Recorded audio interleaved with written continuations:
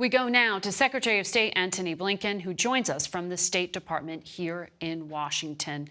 Good to have you with us, Mr. Secretary. I know you have been working Thanks, Margaret.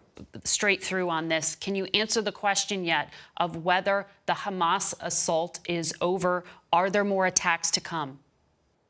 The assault isn't over. There continue to be very active fighting around Gaza. At the same time, we've seen more quiet in other parts of Israel, but there is intense fighting going on. And what about Americans? There are a lot throughout the region. How many Americans are among the hostages and among the dead? So, Margaret, we've got reports that several Americans are among the dead. We're working very actively to verify those reports. At the same time, there are reports of Americans being taken hostage. There, too, we're working to get the facts and to find out if those reports are accurate. So you don't know if there are hostages or not? We can't confirm that in this moment, but we're very actively working to see if we can confirm the reports that we've had. Has the United States asked Israel not to strike Iran? The only things we've said to Israel are that we're here, we've got your back. We want to make sure that you have the support that you need. We want to make sure that you have the assistance that you need.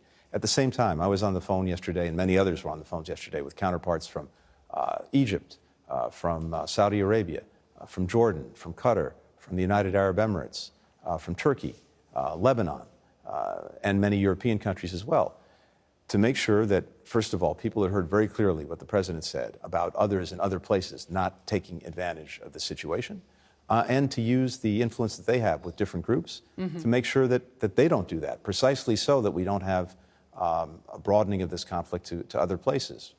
But the door is open for Israel to expand this, to take the fight to potentially sponsors of Hamas like Iran? Israel is focused entirely on Gaza and on securing its citizens, a number of whom remain under direct threat right now in Israel proper. And as I said, trying to do what's necessary to have accountability and to make sure that this doesn't happen again. That is Israel's focus. Is there a sense that this was an attempt to take advantage of the West's focus on Ukraine? No, I don't see that. I think, look, we'll have to see as we learn more what the motivations were and what they are. But here's one thing that's clear. We've been actively working on trying to help Israel and Saudi Arabia normalize their relations, as well as Israel broadening its relationships with many other countries in the region and beyond. Very hard work and not clear that we could get there, but if we could, it would really change the prospects of the entire region far into the future. Now, who's opposed to that? Hamas, Hezbollah, Iran. So I think that speaks volumes. And there are really two paths before the region. There's the path of greater integration, greater stability, including, critically, making sure that Israelis and Palestinians resolve their differences. Or there's the path of terror that Hamas is engaged on that has not improved the lives of a single person. On the contrary, it's destroyed lives, including Palestinian lives. But let me press you on that, because you're suggesting this may have been a strategic choice. But then I look at conditions having been deteriorating for Palestinians living in the West Bank and Gaza for a while now, the right-wing coalition in Israel. In fact, the CIA director, Bill Burns, has publicly warned of his concern and U.S. intelligence concern about the risk of instability in this region. Jordan's king has been warning about the risk of extremism. Did the Netanyahu government underestimate that risk? Why were they so vulnerable? First, let's be absolutely clear that there is no equivalence between the differences that exist between Israelis and Palestinians and the actions of the Israeli government in that regard, and these absolutely heinous acts of terrorism that we've seen directed at Israeli men, women, and children. None.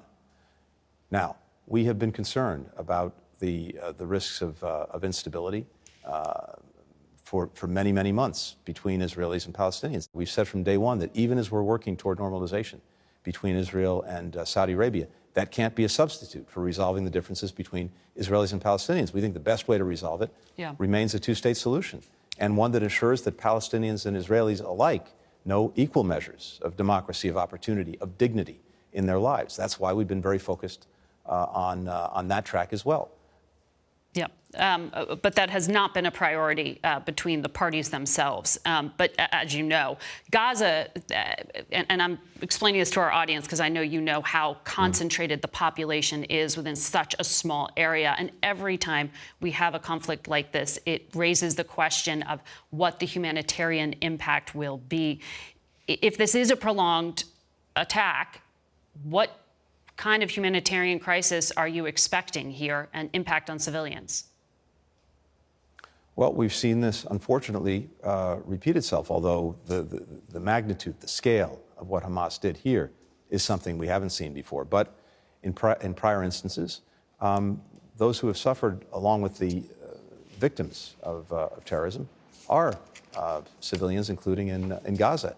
And whatever Israel does in Gaza, as always, we look to it to do everything possible to avoid civilian casualties, something, of course, that Hamas doesn't do. On the contrary, not only does it not seek to avoid them, it deliberately targets civilians. Yeah. It's gunning down Israelis in the streets, in their homes, and as I said, dragging them across the border in Gaza. So there's absolutely no comparison, but we look to Israel, as always, to apply the highest standards when it comes to avoiding civilian casualties in anything it may do in Gaza. Mr. Secretary, thank you for your time this morning. Thanks, Margaret. Good to be with you.